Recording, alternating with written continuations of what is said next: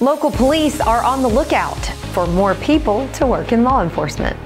Several Main Street programs across East Alabama are making big plans for next year, and state lawmakers will decide if students will have to leave their cell phones at home when they go to school. A beautiful fall weekend coming up across East Alabama. We'll have the complete forecast details straight ahead. Coming up in sports, we'll talk high school football and high school basketball. EAN Local News begins now.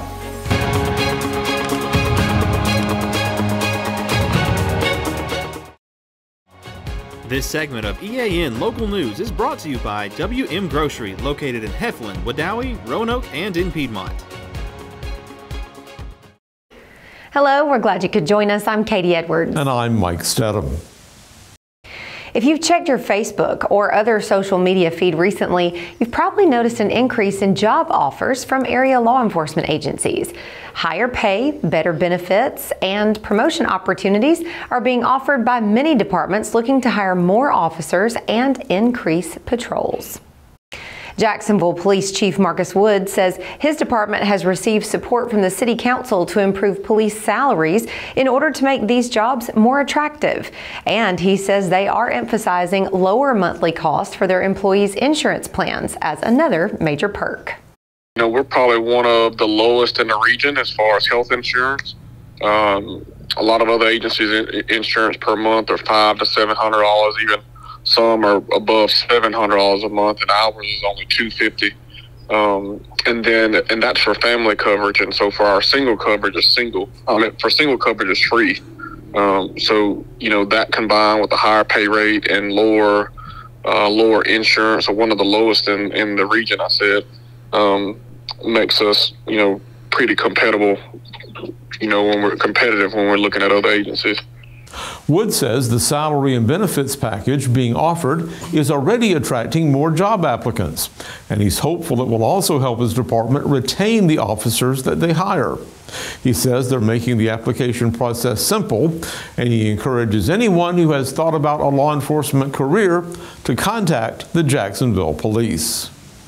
We make ourselves accessible from myself down to, you know, the lowest officer, make ourselves accessible to talk to people, get them an application if they need it, and then give them a tour of the police department if they want to come do that. And we're available for people to come and do ride-alongs to see what we do and see how we do it, and, you know, just the nature of our police department. Alabama plans to put the tour in tourism next year, and several local communities will be participating. We'll tell you all about it in just a minute.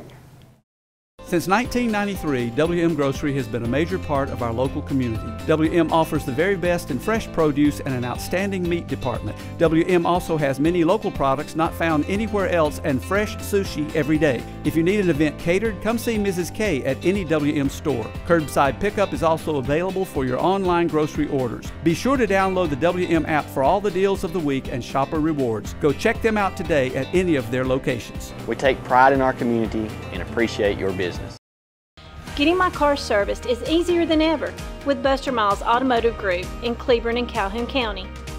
They pick up my car, service it, and deliver it back. Convenient, efficient, and top quality. Schedule your service today and see why Buster Miles Automotive Group is the smart choice.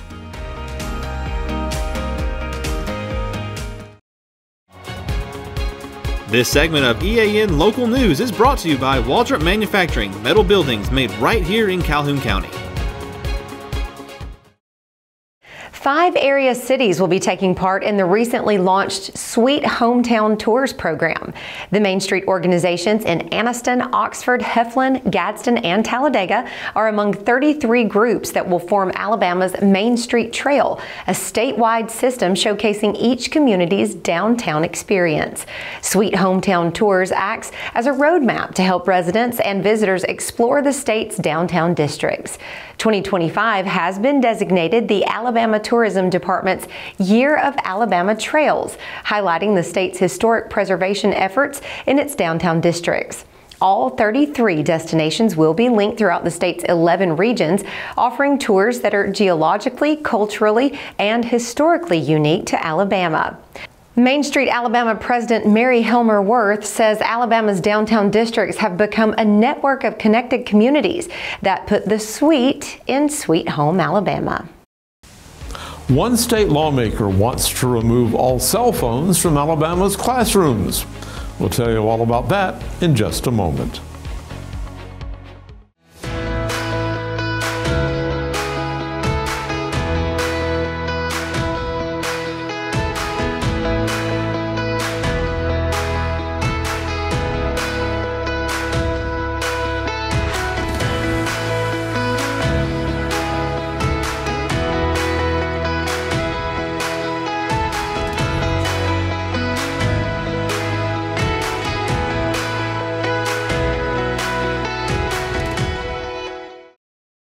I'm Mary Beth from CARE's Direct Primary Care. Do you want convenient 24/7 access to health care? We're available in person, by text, phone, and video visit. Sooner or later, we all get sick. A quick trip to an ER or urgent care can quickly add up to more than the cost of 1 year's membership of Direct Primary Care. If you have a high deductible, you can quickly burn through that before your insurance activates. Join CARE's DPC today.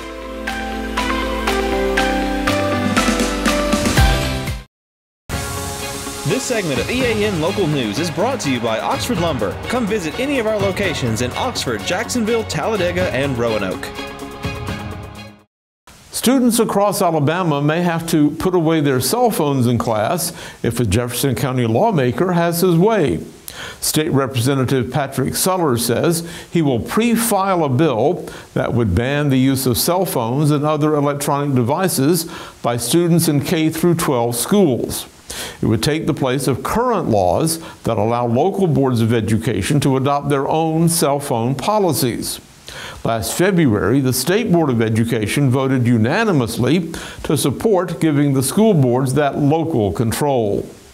Under Sullers' proposed bill, the State Board would have 1 year to come up with a model policy banning cell phones and other communication devices.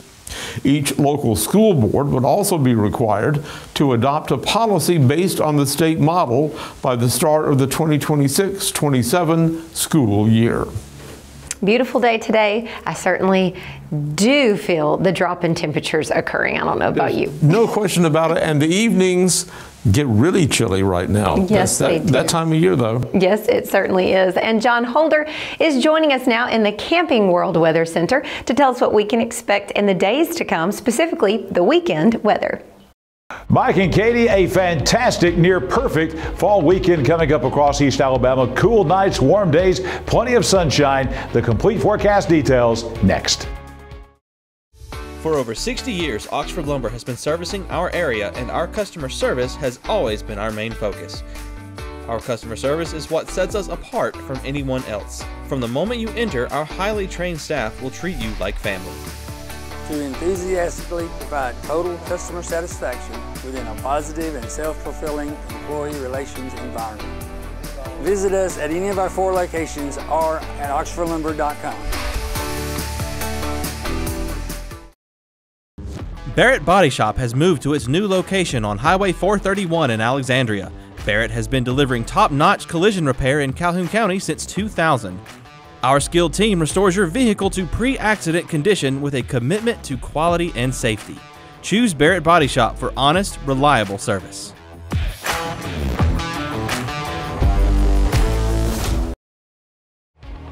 EAN News would like to thank all our commercial sponsors. Go check out our sponsors' links in the description below.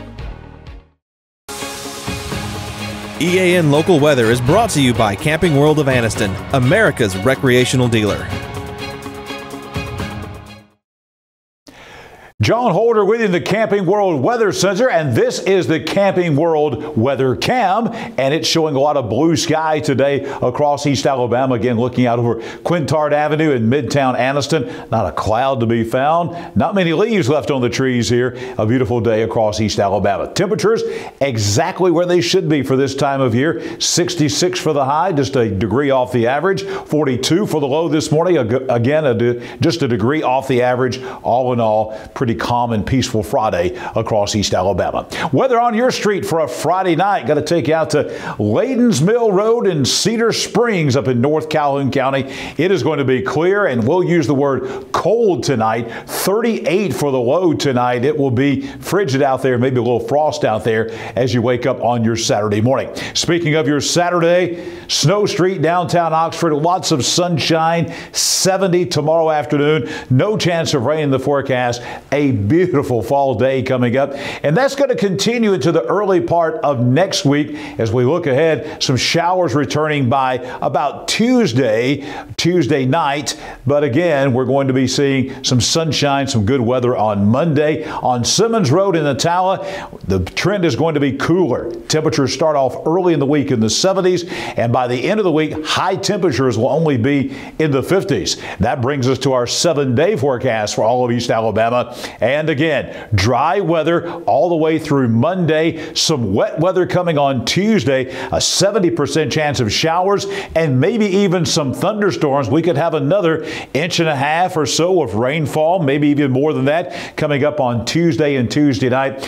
Temperatures are going to remain well above the average. We're talking about 70s, in the low 70s this weekend, some mid 70s on Monday and Tuesday. But then the coldest weather that we've seen so far in the fall season headed our way beginning on Wednesday. A 30% chance of a shower early in the day, a lingering shower on Thursday. But look at that, temperatures back in the 60s for highs, then 50s for highs. Nighttime lows back down in the low 40s again. And by next weekend, we could be looking at our first freeze of the year coming up across East Alabama. Drought conditions, we had some good rainfall in here a couple of nights ago, but that was not enough to make really any difference. As a matter of fact, the drought worsening across East Alabama. We showed you last week that much of our area was in a severe drought. If anything, that area has expanded. All of Etowah County, just about all of Calhoun County, a little bit of some of the surrounding counties still in a severe drought. Then we've got a moderate drought in Cleburne County, some of the other areas there. We have an extreme drought over here in West Alabama, Southwest Alabama, the Tennessee Valley here. Again, these areas expanding in the last week despite all the rainfall we had just a couple of nights ago. And we expect that this will be even worse next week because we don't see any more rain coming until at least Tuesday. I'll be back here tomorrow morning bright and early at 6 a.m. with your Saturday weather at a glance. We'll be with you throughout the weekend as well. We'll have your breakfast forecast on Sunday and on Monday mornings right here on EAN Local News. Right now it's sports time. Going to talk some more high school basketball, Weaver High School basketball. Jordan Smith has the details right now in sports. Jordan? Thanks, John. Last night, both Weaver boys and girls teams began their season as they hosted the Asheville Bulldogs.